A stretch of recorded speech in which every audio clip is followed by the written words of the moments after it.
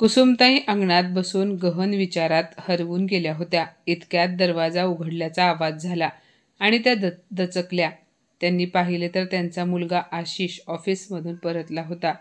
घरात येताच त्याला काहीतरी करपल्यासारखा वास आला. तो म्हणाला, आई, अगं करपल्यासारखा वास का येतोय? त्याने पाहिले तर किचनमधून धूर येत होता.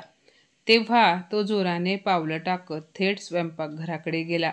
तिथे गेल्यावर समोरचे दृश्य पाहून त्याचे डोळे विस्फारले.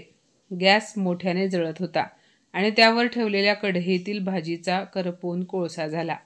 आशिष संतापून म्हणाला, आई, हे काय आहे? तू गॅसवर भाजी शिजायला ठेवून विसरलीस. काहीतरी मोठा अपघात होऊ शकला असता. आशिषने रागाने गॅस बंद केला आणि कढई सिंकमध्ये आपटून दिली. मग संतापाने तो बाहेर आला आणि आईवर ओरडला, आई, मी तुझ्याशी बोलतोय. तुझे लक्ष कुठे होते? हे काय केलंस तू? कुसुमताईंनी हलक्या आवाजात सांगितलं, माहिती नाही रे बाळा, मी विसरले होते. आज मला पुन्हा तोच आवाज ऐकू आला जो 2 दिवसांपूर्वी आला होता. हा किंचाळण्याचा आवाज कुठून येतोय हे मला पाहायला मी बाहेर गेले होते. आशिष म्हणाला, कोणता आवाज? काही आवाज वगैरे नाही येत. हा तुझा भ्रम आहे. आई, आता वय झालंय तुझं. ह्या वयात हे सगळं होतं. पण प्लीज थोडं लक्ष असू दे. एवढी बेपर्वाई बरी नाही. कुसुमताई म्हणाल्या, हो बाळा, वय तर झालंच आहे. त्या पुढे हळू आवाजात म्हणाल्या, बाळा, तुला कळतं ना तुझ्या आईचं वय झालं आहे. मग लग्न करून घरात सुनेला आणत का नाहीस? मी आणखी किती दिवस ही सगळी कामं करू? कितीदा सांगितलं तुला लग्नासाठी हो म्हणून. काल तुझ्या आशा काकूंनी तुझ्यासाठी एक स्थळ आणले होते. मुलगी समजूतदार आहे, घरंदाज आहे. हे ऐकून आशिष चिडून म्हणाला, आई, झाले का तुझे पुन्हा लग्न पुराण सुरू? मी म्हणालो ना, मला लग्न वगैरे काही करायचे नाही. आणि त्या आशा काकूंना सांग, माझ्यासाठी स्थळ वगैरे पाहू नकोस म्हणून. मुलाचे बोलणे ऐकून कुसुमताई नाराज झाल्या. देवा, आता काय करू मी ह्या मुलाचं? असे बोलून पुन्हा स्वयंपाकघरात गेल्या. आशिषही रागाने त्याच्या खोलीत गेला आणि त्याने खोलीचा दरवाजा जोरात लावून घेतला. पायातले बूट एका बाजूला फेकले, घड्याळ काढले आणि पलंगावर आडवा झाला. पण डोळे मिटताच त्याच्या डोळ्यासमोर भूतकाळातील जुने दिवस उभे राहिले. त्याला त्याच्या लग्नाचा दिवस आठवला. तो दिवस आशिषसाठी एखाद्या उत्सवासारखा होता. चारही बाजूनी रोषणाई, नातेवाईकांची गर्दी. कुसुमताईंचे पाय तर आनंदाने जणू जमिनीवर नव्हतेच. आशिषला वाटले होते की मीनाक्षीच्या रूपाने त्याच्या आयुष्यात खऱ्या अर्थाने सुख येईल. तिच्या डोळ्यात निरागसता होती. लग्नानंतर जेव्हा ती पहिल्यांदा स्वयंपाकघरात गेली तेव्हा कुसुमताईंनी तिला प्रेमाने सांगितले होते, तू माझ्या घरी मुलगी म्हणून आली आहेस, सून म्हणून नाही. हेच तर तुमचे मजा मस्ती करण्याचे, हिंडण्या फिरण्याचे दिवस आहेत. हीच तर तुम्हा दोघांच्या आयुष्याची खरी सुरुवात आहे. त्यामुळे घरकामाची काळजी करू नकोस. मी आहे ना, मी करते. आशिषला मीनाक्षीचे बोलणे, तिचे हसणे खूप आवडायचे. त्याला वाटायचे इतकी परिपूर्ण व्यक्ती असूच कशी शकते. पण हे परिपूर्ण नातं जास्त काळ टिकले नाही. एकदा 2 महिन्यांनी आशिष ऑफिसमधून घरी लवकर आला. ऑफिसमध्ये फार खास काही काम नव्हते म्हणून त्याने ठरवले की घरी लवकर जाऊन मीनाक्षीला सरप्राईज देऊया. त्या दिवशी तो घरी लवकर आला. घराचा दरवाजा उघडाच होता. ह्यावेळी दरवाजा असा उघडा नसतो म्हणून त्याने घरात येताच मीनाक्षीला आवाज दिला. मीनाक्षी, पण उत्तरात फक्त शांतता होती. मीनाक्षी, कुठे आहेस? त्याने पुन्हा हाक दिली. तो स्वयंपाकघरात गेला पण ती कुठेच नव्हती. मग तो बेडरूमच्या दिशेने गेला. दारापाशी पोहोचताच त्याच्या छातीत धस्स झाले, कारण फरशीवर लाल चुनरी पडली होती. काही कपडे अस्ताव्यस्त टाकलेले होते, जणू घाईघाईत बांधले गेले असावेत. तो धडधडत्या मनाने खोलीत शिरला. कपाट उघडेच होते. त्याने जवळ जाऊन पाहिले तर मीनाक्षीचे सगळे कपडे गायब होते. त्याने घाईने लॉकर उघडले, ज्यामध्ये त्याने 1,00,000 रुपये आणि काही सोन्याचे दागिने ठेवले होते. पण आता लॉकरमध्ये काहीच नव्हते. रिकामा लॉकर पाहून त्याचे डोके चक्रावले. तो मोठ्याने ओरडला, नाही, हे नाही होऊ शकत. त्याचे हृदय जोरजोराने धडधडत होते. तेवढ्यात बाहेर काहीतरी खटपट झाली. तो घाबरून दाराकडे धावला. कुसुमताई भाज्यांची पिशवी घेऊन घरात आल्या.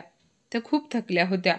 पण आशिषच्या अस्वस्थ नजरा पाहताच त्या घाबरून म्हणाल्या, अरे आशिष, तू इतक्या लवकर कसा आलास रे? तो म्हणाला, आई मीनाक्षी कुठे आहे? आशिषच्या आवाजात एक प्रकारची भीती होती. तो म्हणाला, आई मी ऑफिसवरून आल्यानंतर दरवाजा उघडा होता. आतमध्ये जाऊन पाहतोय तर कपाट रिकामे होते. लॉकरमधील दागिने, पैसे सर्व काही गायब आहे. हे ऐकताच कुसुमताईंचा चेहरा पांढरा फटक पडला. हे तू काय बोलतोयस रे? असं म्हणत कुसुमताई घाईने स्वयंपाकघराकडे धावल्या. मीनाक्षी, अगं सुनबाई, कुठे आहेस तू? त्यांनी आवाज दिला, पण त्यांचा आवाज हवेत विरून गेला. आशिषने घरातील कोपरा शोधला. बेडरूम, मागची जुनी खोली, सगळीकडे पाहिले, पण मीनाक्षी कुठेही नव्हती. तो गच्चीवर गेला तेव्हा त्याने शेजारच्या लता काकूंना पाहिले. त्या त्यांच्या गच्चीत वाळत घातलेले कपडे काढत होत्या. त्यांना पाहून तो म्हणाला, काकी तुम्ही माझ्या मीनाक्षीला पाहिलं का? लता काकू त्याचे बोलणे ऐकून क्षणभर थांबल्या आणि म्हणाल्या, हो बाळा, दुपारी साधारण 12 वाजता गल्लीतल्या कोपऱ्यावर तिला एका मुलासोबत पाहिलं. मला वाटलं एखादा नातेवाईक असावा. हे ऐकताच आशिषला भयंकर राग आला. तो म्हणाला, मुलगा कसा होता तो दिसायला? त्या म्हणाल्या, रंगाने सावळा आणि अंगकाठीने सडपातळ होता. मी त्याचा चेहरा पाहू शकले नाही, पण ते दोघेही घाईघाईने गल्लीतून बाहेर गेले. आशिषच्या डोक्यात विचारांचे वादळ सुरू झाले. त्याने ताबडतोब मीनाक्षीच्या माहेरी फोन केला. तिच्या आईने फोन उचलला. आई, मीनाक्षी तिथे आली आहे का? तिची आई घाबरून म्हणाली, जावई बापू, ती इथे आली नाही. काय झालं? मग आशिषने घडलेला प्रकार सांगितला. तिकडे कुसुमताईंचा जीव भीतीने थरथरत होता. त्या म्हणाल्या, हे काय झालं रे आशिष? मला आधीपासूनच तिचे गप्प गप्प राहणे खटकत होते. खूप शांत राहायची ती, पण ती असं काही करेल असा विचार मी कधी केला नव्हता. वाटलं होतं नवी नवरी आहे, तिच्यासाठी सगळंच नवीन आहे. थोडी लाजतीये. संसारात रमल्यावर सगळं ठीक होईल, पण ही तर आपल्या हातावर तुरी देऊन निघून गेली. आशिष डोके धरून बसला. लग्नाला अजून 20 दिवसही झाले नव्हते. मीनाक्षीचे गोड बोलणे, स्वयंपाक करताना तिचे गुणगुणणे, हे सगळं त्याला इतकं खरं वाटत होतं. पण हे काय झालं? त्याने बाईकची चावी उचलली आणि थेट पोलीस स्टेशनला गेला. पोलीस म्हणाले, तुम्हाला खात्री आहे का की तुमची पत्नी दागिने आणि पैसे घेऊन गेली आहे? आशिष म्हणाला, हो सर, तसंच वाटतं आहे. मग त्याने सगळी माहिती दिली. घरातलं सगळं सामान, पैसे, दागिने गायब होते. त्याची पत्नी, त्याचे स्वप्न, त्याचा विश्वास, सगळं काही तुटलं होतं. पोलिसांनी लगेच मीनाक्षीच्या माहेरच्यांना बोलावून घेण्याचा आदेश दिला. थोड्या वेळात तिचे आईबाबा आले. त्यांच्या चेहऱ्यावर भीती आणि लाज स्पष्ट दिसत होती. चौकशी सुरू झाली आणि जे सत्य बाहेर आले ते ऐकून आशिष थक्क झाला. मीनाक्षीची आई थरथरत्या आवाजात म्हणाली, जावई बापू, आम्हाला माफ करा. मीनाक्षी लग्नाआधीच संजय नावाच्या एका मुलासोबत पळून गेली होती. आम्ही तिला खूप समजावून घरी घेऊन आलो. वाटलं लग्न झाल्यावर सगळं ठीक होईल. आम्हाला वाटलं ती तिच्या संसारात रमेल, पण आम्हाला माहिती नव्हतं की ती अजूनही त्या मुलाच्या संपर्कात आहे. हे सांगताना त्या खूप रडू लागल्या. आशिषचा चेहरा दगडासारखा कठोर झाला. संजय, तो दात ओठ खात म्हणाला, तर ही सगळी फसवणूक होती. तिनं मला आणि माझ्या कुटुंबाला धोका दिला आहे. पोलिसांनी त्याला शांत राहण्याचा इशारा केला आणि आपल्या सहकाऱ्यांना काही सूचना दिल्या. संध्याकाळपर्यंत बातमी आली की मीनाक्षीच्या मोबाईलची शेवटचे लोकेशन जवळच्या बस स्टँडवर मिळाली आहे. आशिषचे हृदय जोरजोराने धडधडू लागले. तोही पोलिसांसोबत निघाला. बस स्टँडवर पोहोचताच पोलिसांनी सगळा परिसर घेरला. आशिषची नजर सैरभैर होती. लोकेशन पाहून पोलिसांनी अचानक एक बस थांबवली. मागच्या सीटवर मीनाक्षी बसलेली होती. ती खूप घाबरलेली दिसत होती. तिच्या शेजारी लता काकूंनी सांगितल्याप्रमाणे काळा सावळा आणि सडपातळ अंगकाठीचा एक तरुण बसला होता आणि त्याचेच नाव संजय होते. त्याच्याही चेहऱ्यावर भीतीचे सावट स्पष्ट दिसत होते. पोलिसांनी त्यांच्या जवळची बॅग तपासली. त्यात पैसे आणि दागिने सापडले. भरलेल्या डोळ्यांनी आशिषने मीनाक्षीकडे पाहिले. त्याच्या डोळ्यात संताप नव्हता, तर दुःखाचे वादळ होते. का मीनाक्षी, तू असं का केलंस? तू मला फसवलंस, माझ्या आईचा विश्वास तोडलास. तो जोरजोराने ओरडला. पोलीस कॉन्स्टेबलने दोघांना पोलीस स्टेशनला नेण्याचा आदेश दिला. तेवढ्यात मीनाक्षीने मान वर केली. तिच्याही डोळ्यातून अश्रू वाहत होते. ती थरथरत्या आवाजात म्हणाली, माफ कर मला आशिष. माझे संजयवर प्रेम होते, पण माझ्या घरच्यांनी माझे जबरदस्तीने तुमच्याशी लग्न लावून दिले. यावर आशिष काहीच बोलला नाही. त्याचे हृदय आधीच तुटून गेले होते. त्याची मीनाक्षी, जिच्या हास्याला तो आयुष्यातली सर्वात मौल्यवान गोष्ट मानत होता, ती एक धोकेबाज निघाली. तिने चेहऱ्यावर असा एक मुखवटा चढवला होता की त्यामागची खरी सत्यता आशिषला आतून पूर्णपणे पोखरून गेली होती. पोलिसांनी मीनाक्षी आणि संजय विरुद्ध चोरी आणि फसवणुकीचा गुन्हा दाखल केला. आशिष परत घरी आला, पण त्याचे मन एका विचित्र पोकळीने भरले होते. साधारण 6 महिन्यांनी कोर्टाने आशिष आणि मीनाक्षीच्या घटस्फोटाला मंजुरी दिली. कागदावरचे नाते संपले होते, पण आशिषचे मन अजूनही त्या फसवणुकीच्या भूलभुलैयात अडकलेले होते. त्या दिवसानंतर आजपर्यंत लग्न हे नाव जरी कानावर पडले तरी आशिषच्या तळपायाची आग मस्तकात जायची. त्याने मनाशी ठरवून टाकलं होतं, आता आयुष्यात कधीच लग्न करायचे नाही.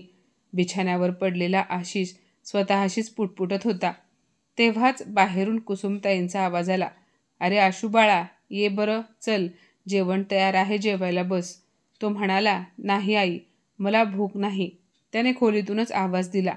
कुसुमताईंनी त्याच्या आवाजावरून ओळखलं की आशिष खूप दुःखी आहे. त्या आशिषच्या खोलीत आल्या आणि त्याच्या जवळ बसत म्हणाल्या, "पुन्हा त्या जुन्या आठवणीत हरवला होतास ना बाळा? अरे आयुष्य म्हणजे पुढे जाणे. जे झाले ते विसरून जा. वर्तमानात जगायला शिक. भूतकाळ आठवणीत ठेवलास तर तू कधीच त्यातून बाहेर येऊ शकणार नाहीस." आशिषने आईकडे पाहिले आणि खाली मान घातली. तेव्हा त्या त्याच्या डोक्यावरून हात फिरवत म्हणाल्या, "चल, ये जेवायला. मला ठाऊक आहे तुला भूक लागली आहे, पण तरीही तू नको म्हणतोयस. हे बघ, तू जेवला नाहीस तर मीही जेवणार नाही." आईच्या प्रेमळ हट्टापुढे आशिष काही करू शकला नाही. तो फ्रेश होऊन जेवायला बसला. आईने नेहमीप्रमाणे त्याला प्रेमाने पहिला घास भरवला आणि मग दोघेही शांतपणे जेवायला लागले. तेव्हाच काही वेळानंतर पुन्हा तोच किंचाळण्याचा आवाज ऐकू आला. त्या आवाजाने कुसुमताई दचकल्या. त्यांनी आशिषकडे पाहिले आणि म्हणाल्या, "आशिष, ऐकलास ना आवाज? हा तोच आवाज आहे. मी सांगते ना, नक्कीच काहीतरी गडबड आहे."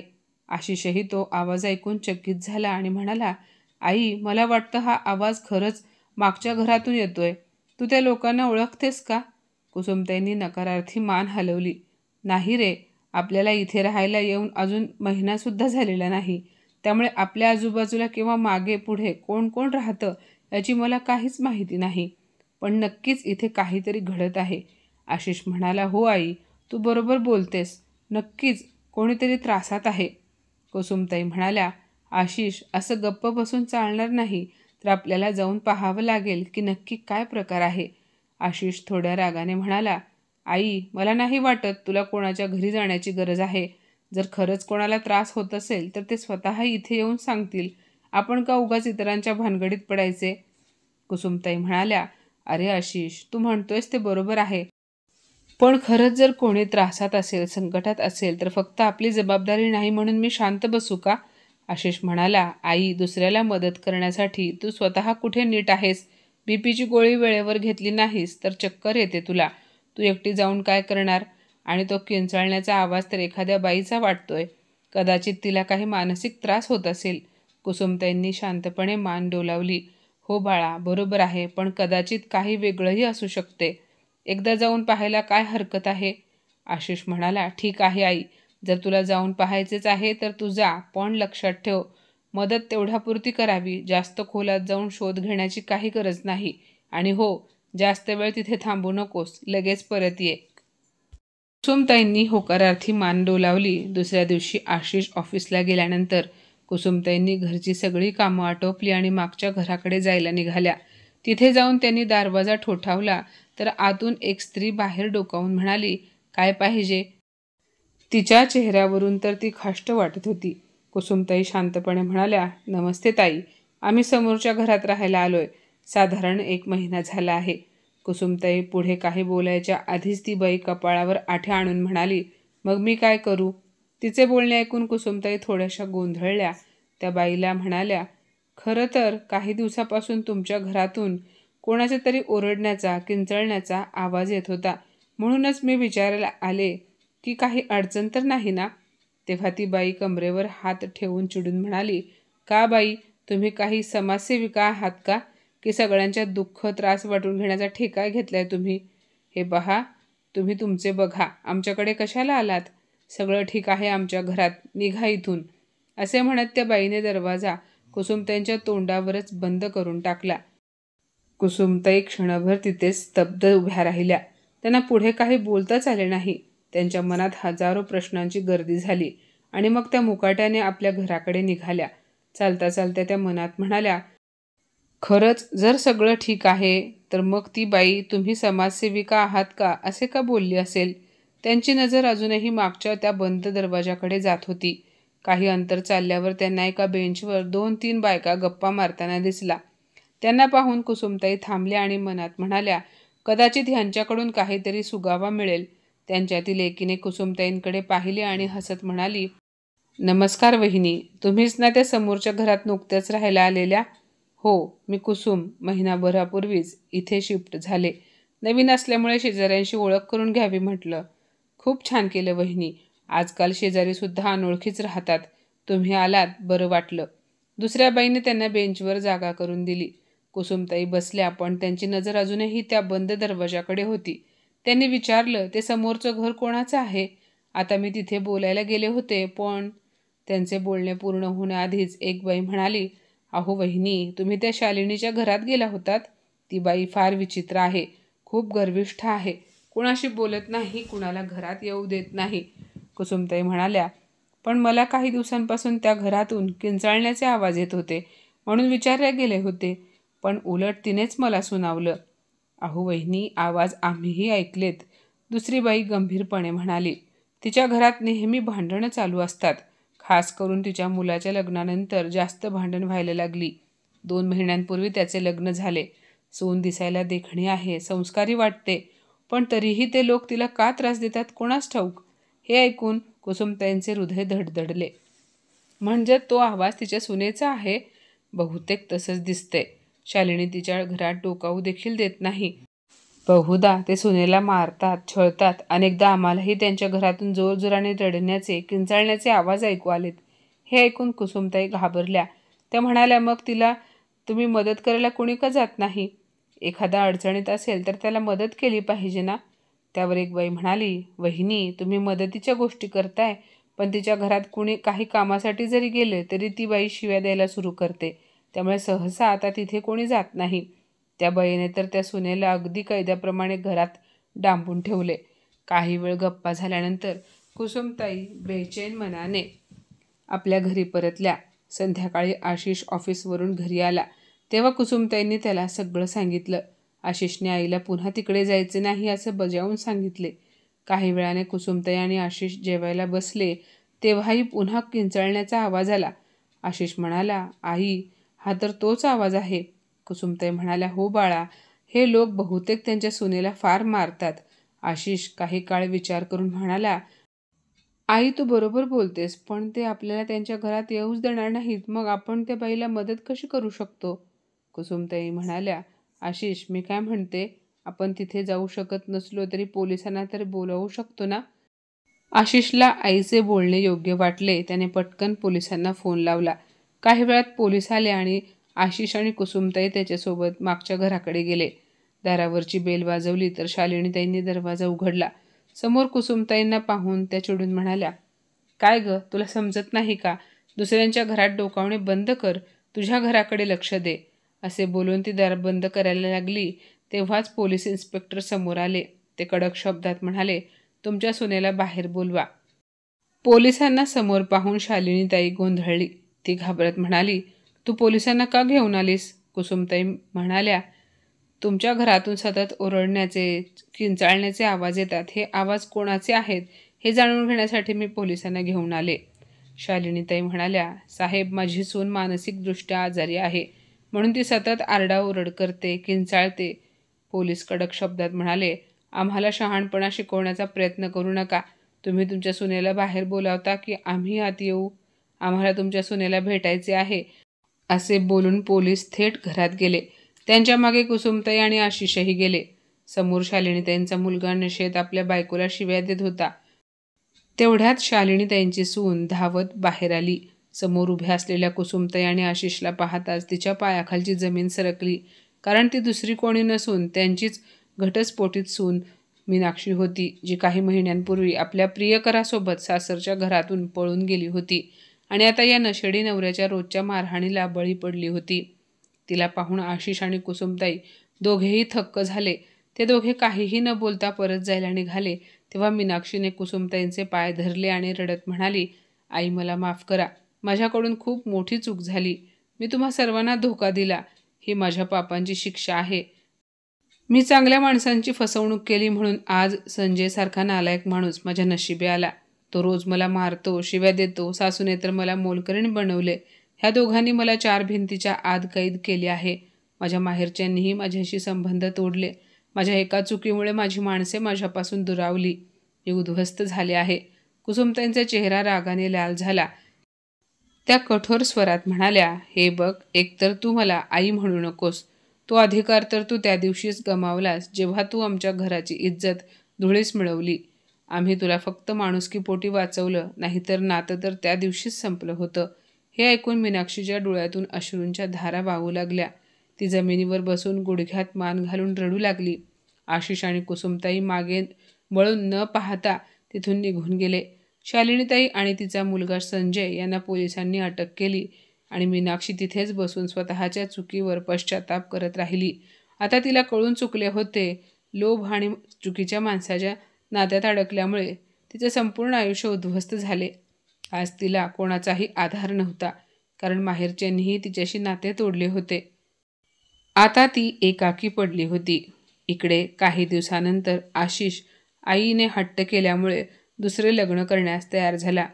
त्याने एका ज्योती नावाच्या संस्कारी मुलीसोबत थाटाने लग्न केले. आज तो एका मुलीचा बाप आहे आणि आपल्या कुटुंबासोबत आनंदाने जीवन जगतोय. तर मित्रांनो, कुसुमताई आणि आशिष यांनी मीनाक्षीला वाचवून योग्य केले की अयोग्य नक्की सांगा. तर माझ्या मित्रमैत्रिणींनो, आजची ही कथा तुम्हाला कशी वाटली कमेंटमध्ये नक्की सांगा आणि अशाच नवनवीन कथा ऐकण्यासाठी प्रज्ञा मराठी स्टोरीजला नक्की सबस्क्राईब करा. धन्यवाद.